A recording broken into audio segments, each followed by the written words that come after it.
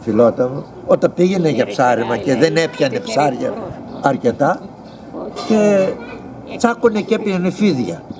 Και έρχοντας στην πόλη μέσα, στη βέργα κρεμασμένο το φίδι το μεγάλο και κρεμασμένο από πίσω του και αυτό ζωντανό ήταν. Ζωντανό κρεμασμένο. Και πιασμένο από το στόμα μέσα με το αγκίστρι. Πώς το έπιανε ο μπαγάσας και το έφερνε στο σπίτι. Άντε ο γειτονιά εκεί πέρα τα παιδιά να φοβάται. Θέλω να σου πω, ήταν ένας άνθρωπος άφοβος, δεν φοβούνται τίποτα. Μπράβο του όμως.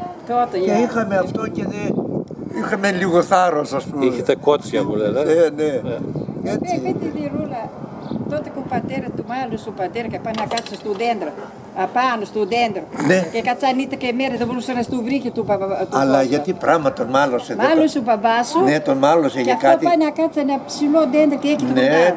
Και δεν μπορούσε να τη βρει και του φύγε γρήγορα από εδώ, του λέει, από το σπίτι μου δεν σε θέλω.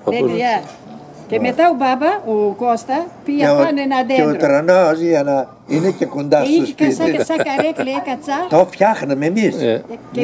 Καλύβα λέμε, καλύβα. Πάνω στο δέντρο. Πάει να κλέβει κάτι καρύδι φρέσκη. Καταρρίσετε η καρύδι και την έριξε κάτι και λέει η μαμά σου. Πού ήρθαν αυτό το καρύδι. Δεν πήρε καμπάρι και η μαμά. Κοίτα κρυμμένος απάνω ο Κώστας, δεν είναι καημένο. Πολλές περιπτώσεις.